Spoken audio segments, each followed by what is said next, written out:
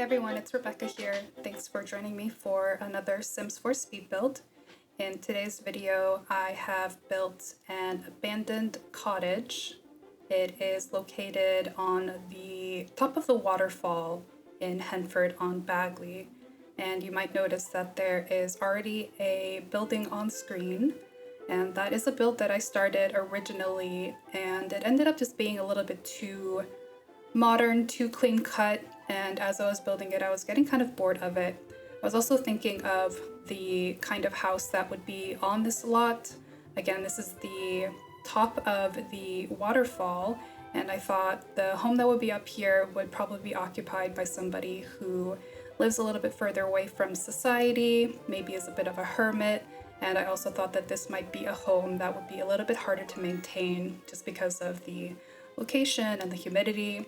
So I do scrap the building that is on screen. I might finish it on another lot and post it on Tumblr later, but as I was building it, it was just a little bit too clean cut for my taste.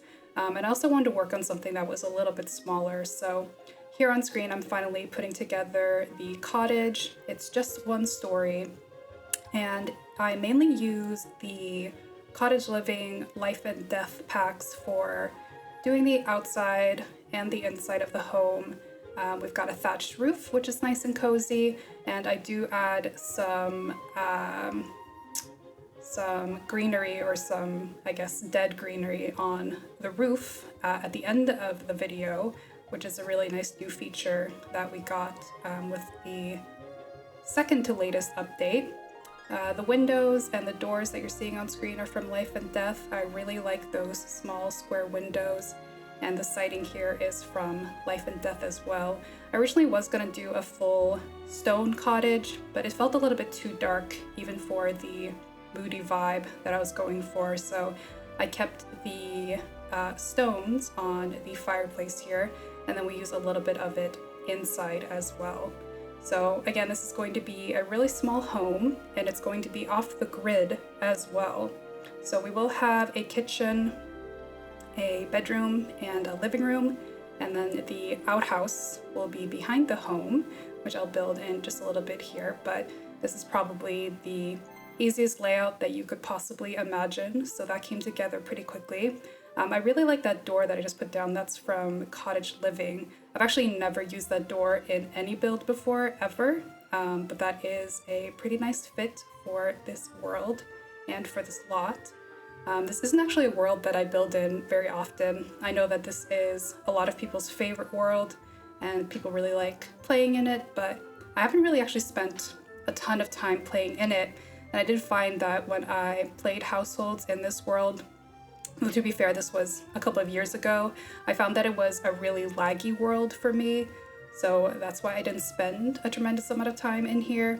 But as I was building on this lot, and as I was taking screenshots, which you'll see at the end, I did find myself really enjoying the greenery and the landscape for this particular lot as well. So yeah, that was very, very enjoyable.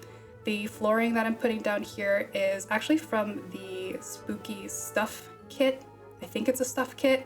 And the flooring and the walls from that kit, I think, are criminally underrated.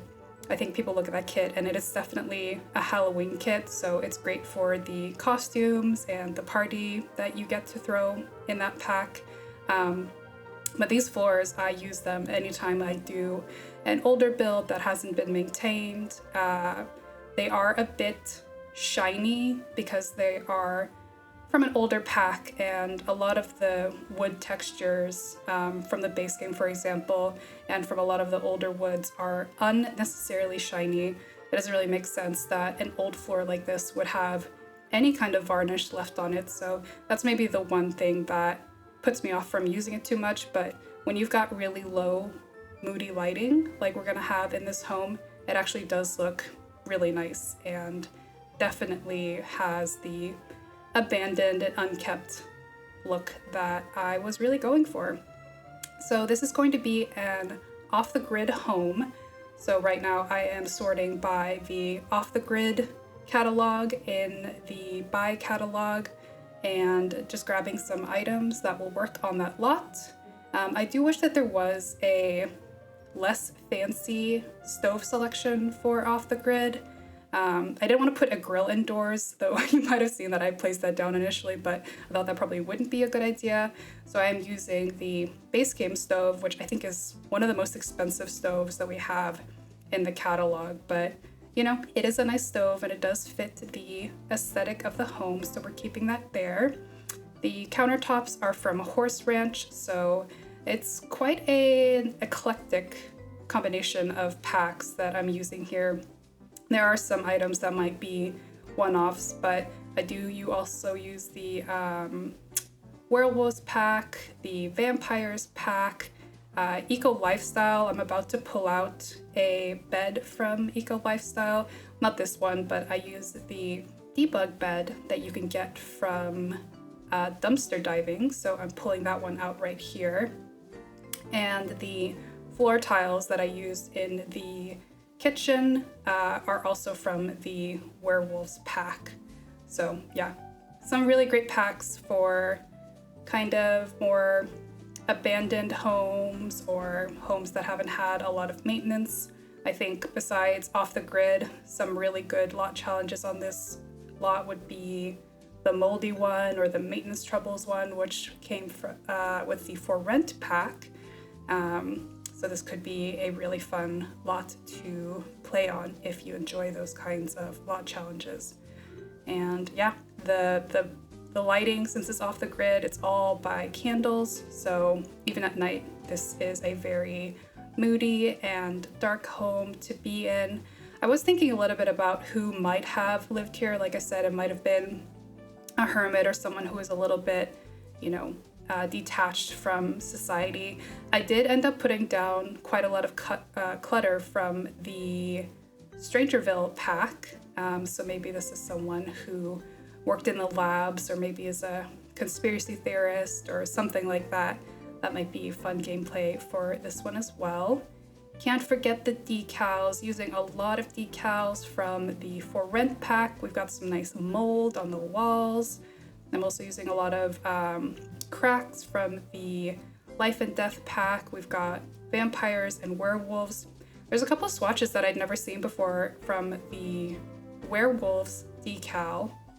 There is like somebody punched a hole in the wall. There's like a crack. So I put that in the bedroom. That made me laugh when I pulled it up because I had actually never seen that swatch before. So there are definitely items in the catalog that sometimes I go through the swatches and I've never seen them before. Never seen them in builds, or maybe I just never noticed them. But that's always fun when you discover something new in the catalog, even though you've been using these items for years. Here's a nice trash pile from the Werewolves pack as well. Thought that fit pretty nicely outside. And yeah, this is going to be very sparsely decorated. I'm calling this an abandoned cottage, so I think that this might have been maybe abandoned for about a year or so. I didn't want to overdo like the overgrowth in the yard, and I didn't want there to be, too many cracks and things to clean up. I think this could be a really fun home to remodel. If you're a fan of downloading homes that need a little bit of TLC, this could be a really fun remodeling project. Yeah, I think that could be pretty good. Maybe I'll do that actually for a video. Maybe that'll be something fun to do later on. There are a couple of other videos that I am working on right now.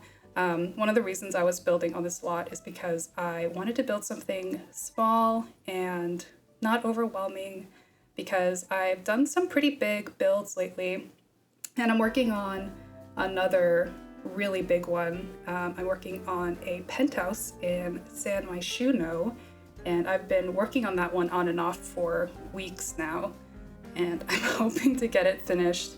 And I'm really excited about that one because it is for the Landgrab family, and I've got some really exciting lore that I'm working on for them for my save file. So I can't wait to share that with you and to tell you all the story that I have for them. I've created an extended family for that household and have made my own little story for Jeffrey and Nancy, and I am really enjoying working on those families and the places where they live. So can't wait to share that with you.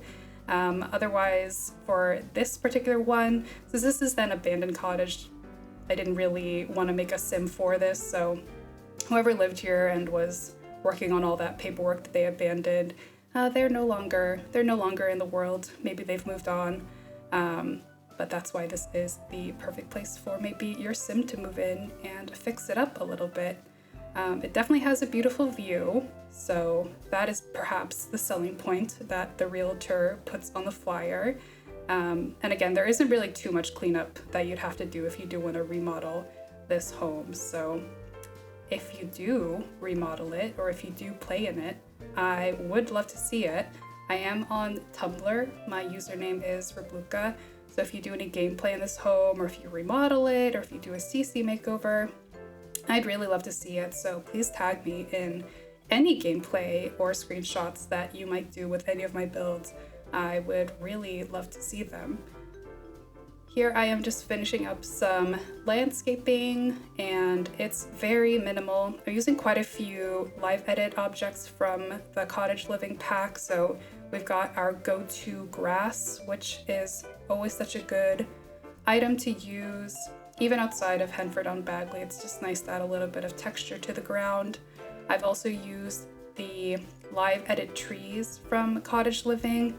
They are really nice. A lot of the earlier live edit items that we got maybe didn't have the nicest textures, or they were they had less polys, so they didn't look that good if you had them on a lot and we're doing a lot of gameplay close to them.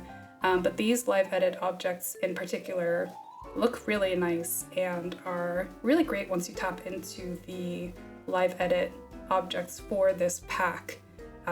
They do look really, really nice even up close. So enjoyed using those. It also helps us blend it into the environment a little bit more. And yeah, I was pretty happy with the landscaping. It was also really nice to just do landscaping on a much smaller lot. It was a lot less overwhelming and came together very quickly and very easily. I also enjoy just using the objects from Live Edit a little bit sparingly and just creating little clusters of rocks and mushrooms and shrubs. Yeah, I think it looks pretty neat. So this is a really short and sweet video. Not a whole lot to say about it. Just wanted to get something out there and share this tiny build with you.